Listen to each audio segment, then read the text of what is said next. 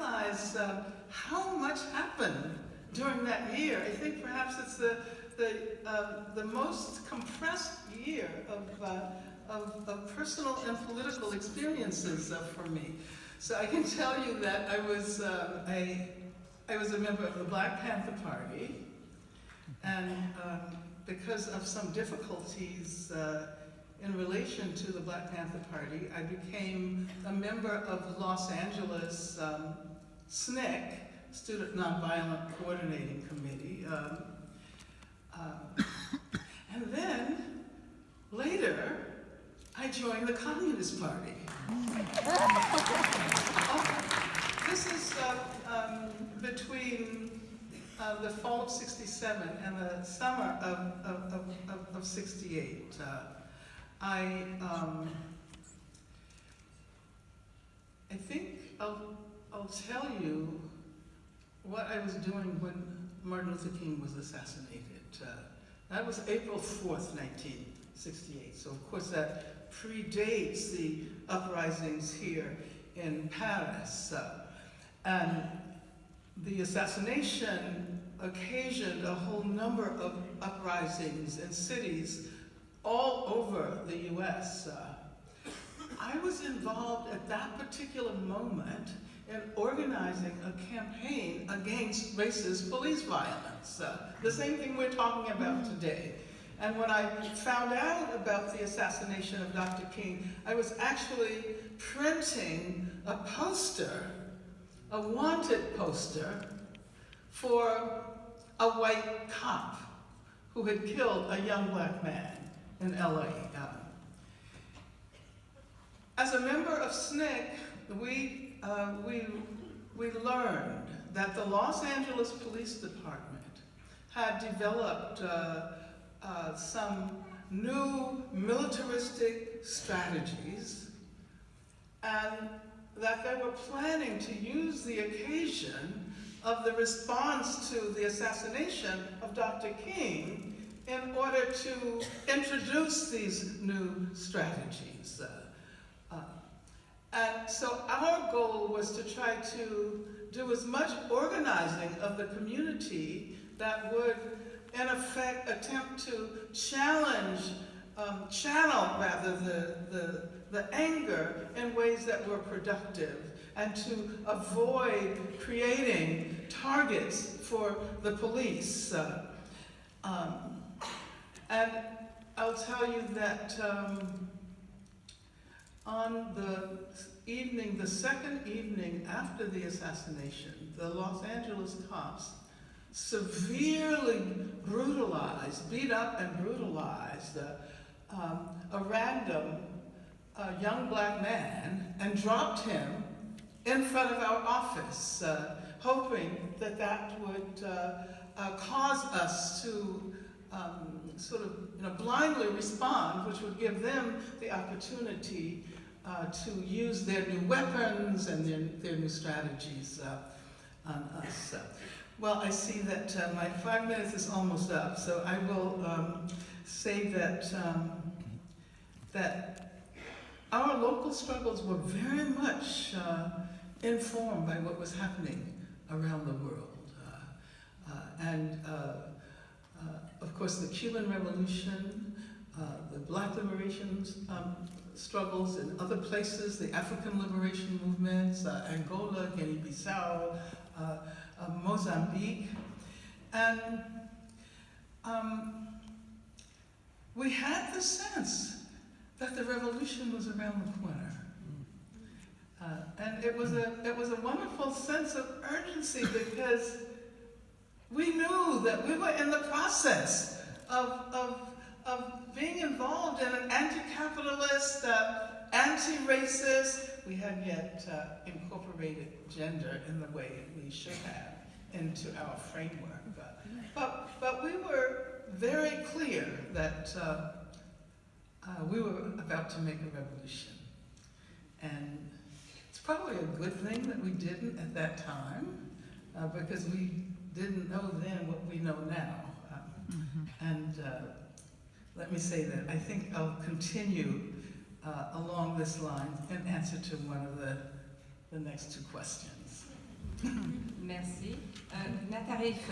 Nassira Genif-Solinas, qui est professeure à Paris 8, elle va donc traduire. I said in 1968, it was a truly internationalist year, but the period I think that opened up 68 began earlier, 1967 to be precise, and ended in 1975. That's the arc of that radical period that touched the whole world, every single continent, starting with the big Tricontinental Congress in Havana in 67 and ending with the defeat of the Portuguese Revolution in 1975. In between, of course, the world was almost turned upside down.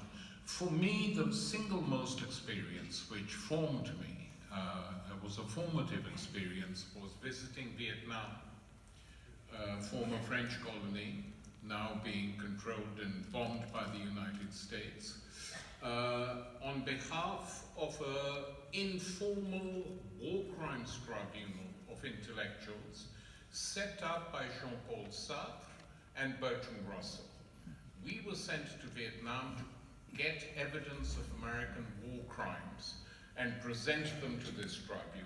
And the 6 weeks I spent in North Vietnam, often under heavy bombing, we were of course very well protected as foreign visitors, but watching the daily use of chemical warfare, of totally indiscriminate bombing of the civilian population, of the razing of towns, of the destruction of hospitals, of churches, of other places, had a huge impact on us, and we wondered how the Vietnamese could carry on like this, fighting back. So, and we saw much evidence of war crimes. And I remember we had a meeting with the North Vietnamese Prime Minister, and I asked him up front, how can we help you? Should we bring in international brigades from the United States and from Europe and other parts of the world? And he said, no, this is not the Spanish Civil War being reproduced. This is a war fought by the largest, most powerful nation the world has ever known against us. And for us to waste time on international brigades, we would have to protect you, which would divert resources, because we wouldn't want any of you to die. You can't help in that regard because you don't have any experience in using anti-aircraft missiles. We said, well, this is true. He said the best thing you can do is to go back and build solidarity with our struggle. And you know, I spent the next 4 or 5 years of my life doing nothing but that. And more important than my doing it was the fact, and I think this is an amazing act of heroism, that the anti-war movement in the United States, especially the GIs who came back from the war and joined this movement, GIs, veterans against the war, who demonstrated outside the Pentagon and the White House, is a movement without any equal in imperial history. There were no similar demonstrations in France or Algeria. There were no demonstrations in Britain against any British colony, or in Belgium against the atrocious massacres in the Congo. In the United States it happened. And I can't discuss that now, but it's a really interesting discussion. This real act of internationalism that took place.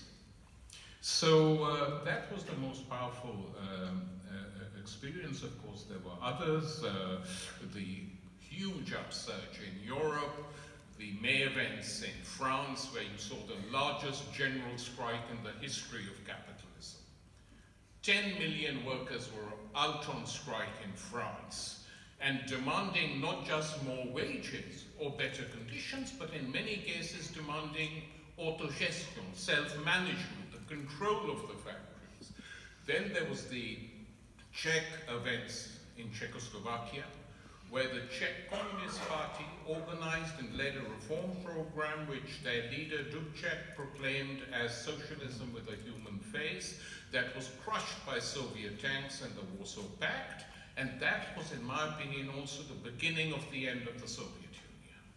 Even right-wing Soviet citizens like Solzhenitsyn, when asked what finished off reforms in the Soviet Union for you, he said the invasion of Czechoslovakia. And lastly, very briefly, of course I was heavily involved in the situation in Pakistan, where in November 1968 a huge uprising erupted which lasted for 5 months.